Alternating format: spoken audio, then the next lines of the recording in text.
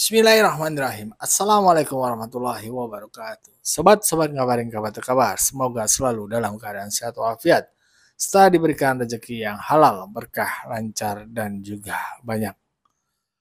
Gubernur Jawa Barat, Bapak Deddy Mulyadi, atau yang akrab disapa dengan Bapak Aing, saat ini memiliki tugas yang sangat berat, yaitu mengatasi banjir atau pasca banjir. Karena kemarin Jawa Barat itu hampir seluruhnya ya tergenang air gara-gara hujan deras ditambah pertemuan sungai yang akhirnya meluap ke sana kemari.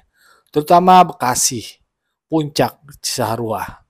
Bahkan beliau sampai membongkar taman wisata yang ada di puncak sana, Puncak Bogor. Nggak peduli itu punya siapa, dihajar. Bahkan kalau kita ngikutin video-video beliau terbaru ya sebagai gubernur, beliau itu memonitor setiap sungai yang ada di Jawa Barat. Apakah sudah benar sungai di Jawa Barat atau bagaimana? Beliau ngecek satu persatu supaya kejadian beberapa pekan lalu itu tidak terjadi lagi di Jawa Barat. Dan beliau itu konsen banget untuk masalah alam. Nah, ini gue pengen membagikan sebuah tayangan video ya dari Bang Ade Armando yang tertarik juga memantau kinerja dari Pak Deddy Mulyadi yang tentu saja sangat didambakan masyarakat banyak melihat sosok pemimpin yang mau bekerja tulus demi masyarakatnya. Bagaimana pandangan Bang Ade terhadap Kang Deddy Mulyadi? Mari kita simak videonya bersama. Let's go. Kita rasanya harus lebih sering memperhatikan Gubernur baru Jawa Barat, Deddy Mulyadi. Bisa dibilang dia adalah contoh pemimpin yang layak diteladani. Dengan tegas dia menghabisi para pemodal yang begitu saja mempermainkan hukum. Berita terbaru yang ramai dibicarakan adalah keputusannya memerintahkan Satpol PP membongkar objek wisata Hibiscus Fantasy di Jalan Raya Puncak, Cisarua, Bogor. Menarik untuk dicatat, Hibiscus adalah tempat wisata yang dimiliki BUMN Jawa Barat PT Jaswita. Hibiscus baru saja dibuka pada 11 Desember 2024. Harga tiket masuknya relatif terjangkau dari Rp40.000 sampai Rp90.000 per orang. Terdapat 21 pilihan wahana di Hibiscus Fantasi Puncak. Di antaranya biang lala, flying bee, kora-kora, istana balon, kolam renang, dan rumah hantu. Tapi pengelola Hibiscus ini tergolong keras kepala. Sejak peresmian mereka sudah ditegur pemerintah Kabupaten Bogor. Tapi teguran itu sama sekali tak diindahkan. Deddy yang baru resmi menjabat sebagai Gubernur Jawa Barat pada 20 Februari tak mau berkompromi. Di awal Maret, pembongkaran dan penyegelan dilakukan.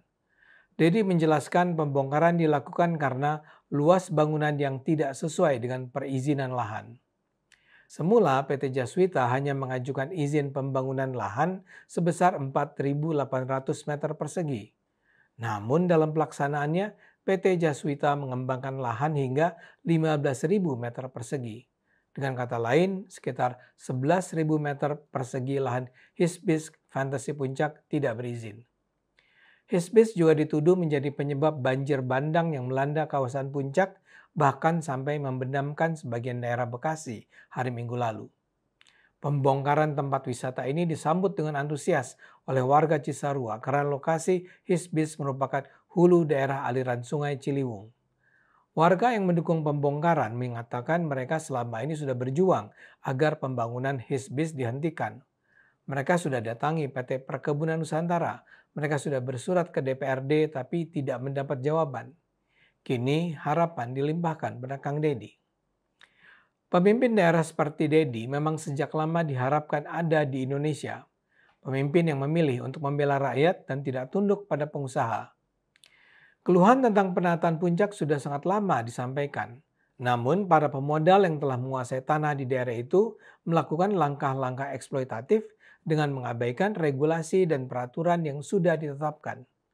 Celakanya lagi, para pimpinan daerah selama ini justru terkesan dengan mudah didikte. Ini yang menyebabkan banyak pihak kini berharap pada Kang Deddy.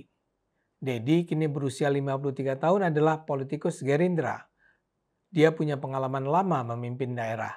Dia menjabat sebagai Bupati Purwakarta selama 2 periode berturut-turut dari 2008 sampai 2018. Pada 2019 sampai 2023 dia menjadi anggota DPR dan duduk di Komisi 6. Kinerjanya saat menjadi bupati sangat mengesankan, walau kadang juga kontroversial. Dia misalnya membuat kebijakan larangan berpacaran atau bertamu di atas jam 9 malam. Yang melanggar akan dihukum secara adat. Misalnya dengan diusir dari desa dalam beberapa bulan atau bayar denda dengan nominal yang ditentukan. Selain itu dipasang juga kamera pengintai CCTV di setiap perbatasan desa. Jika ada tamu yang misalnya ingin ketemu pacarnya, KTP, kartu mahasiswa, dan pelajarnya akan ditahan. Jika sudah lewat pukul 21, sang tamu akan diminta pulang. Di sisi lain, Deddy sangat dikenal karena keberpihakannya kepada hak-hak beragama dan berkeyakinan warga. Untuk itu, Deddy bahkan pernah memperoleh penghargaan dari Komnas HAM. Deddy memperoleh penghargaan karena perannya melindungi hak kebebasan beragama dan berkeyakinan di wilayah yang dipimpinnya.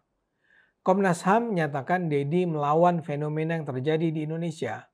Komnas HAM menganggap saat ini banyak pemerintah daerah mengikuti apa yang diinginkan kelompok intoleran. Deddy sebaliknya justru memperjuangkan toleransi. Pada November 2015 lalu, dia mengeluarkan surat edaran tentang jaminan melaksanakan ibadah berdasarkan keyakinan. Deddy mengatakan siapapun di Purwakarta tak boleh mengganggu keyakinan seseorang dengan catatan ritual keagamaan orang itu tidak mengganggu ketertiban umum. Surat edaran yang menjamin pelaksanaan ibadah itu berbanding terbalik dengan peraturan Gubernur Jawa Barat nomor 12 tahun 2011 tentang larangan kegiatan Jemaat Ahmadiyah di Jawa Barat. Negara Ibu Deddy harus mampu menjamin kebebasan beragama rakyat dan bukan sebaliknya. Karena itu dia mengaku kecewa ketika Jawa Barat menempati peringkat teratas dalam daftar pelanggaran hak kebebasan beragama dan berkeyakinan yang dikeluarkan Komnas HAM. Hati saya tersayat karena orang Sunda adalah orang yang paling toleran katanya. Seluruh suku bisa hidup di Jawa Barat. Yang muncul sekarang adalah pemahaman-pemahaman baru yang mempengaruhi pikiran sebagian kecil masyarakat Jawa Barat. Pemahaman-pemahaman itu aktornya bukan orang asli Jawa Barat, ujarnya. Deddy tak hanya berhenti pada kata-kata. Dia menjalankan apa yang dikatakannya. Deddy mengupayakan kebebasan beragama di Kabupaten Purwakarta dengan beragam cara termasuk membentuk Satuan Tugas Toleransi. Satgas Toleransi ini terdiri dari berbagai elemen pendukung diantaranya pegawai Pemda, TNI Polri, tokoh agama, dan tokoh masyarakat. Menurutnya Satgas tersebut dibentuk untuk menghadapi kaum intoleran. Jadi bila ada masyarakat sipil yang menentang toleransi, ada pula masyarakat sipil yang mendukung toleransi.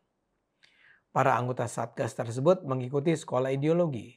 Setiap minggu para anggota Satgas dididik tentang pemahaman Pancasila, konstitusi, dan juga sudut pandang dalam mazhab-mazhab agama. Negara tidak boleh takut pada premanisme katanya. Komitmennya untuk membela keberagaman ini membuat Kang Deddy menghadapi banyak cercaan di Purwakarta. Dia disangsikan agamanya atau bahkan disebut syirik, menduakan Tuhan. Ini terjadi juga antara lain karena kegandrungan Deddy pada warisan budaya masa lalu. Di Purwakarta dia membangun puluhan patung yang menampilkan tokoh-tokoh terkemuka. Ada patung tokoh pewayangan, bekas presiden, legenda Sunda, serta patung-patung lain. Ukurannya pun relatif besar. Juga ada batang pohon besar dibungkus kain bermotif kotak hitam dan putih, mirip di Bali. Deddy bilang patung-patung itu dibuat untuk kebutuhan estetika di daerahnya. Ia membangun patung-patung tersebut karena masyarakat pun menyukainya. Namun sebenarnya tak semua orang menyukainya. Serangan demi serangan dilakukan terhadapnya. Sejumlah patung yang dibangun dihancurkan dan dibakar. Bahkan ada tuduhan Deddy membangun patung-patung itu untuk disembah. Menurut mereka patung bisa merusak akidah. Di berbagai tempat Deddy juga ditolak untuk berbicara. Terakhir, saat Dedi jadi tamu di Universitas Indonesia 13 Januari lalu, ada ormas yang memprotes kedatangannya. Tapi itu semua tak bisa menyurutkan komitmen Kang Dedi untuk memperjuangkan keberagaman, kebersamaan, dan toleransi. Kita harapkan saja Kang Dedi Mulyadi akan mengubah image buruk Jawa Barat tentang toleransi beragama dan berkeyakinan. Ya, begitulah tadi pandangan Bung Ade Armando. Tentu kalau gue ingat ya, waktu beliau di Purwakarta, beliau tuh sampai bertempur sama ketua FPI, yaitu Habib Rizik. Ya, itu seru banget. Tapi justru gue sih lebih memihak pemikiran dari Pak Dedi ya. Karena ya negara kita emang sudah dari sananya dibuat oleh para pendahulu kita bahwasanya ini negara bukan milik satu agama saja, tapi banyak ada beberapa agama, 5 atau 6 agama yang ada di Indonesia yang wajib dilindungi oleh negara. Bagaimana menurut sobat-sobat? Berikan pendapat dari kolom komentar. Wassalamualaikum warahmatullahi wabarakatuh.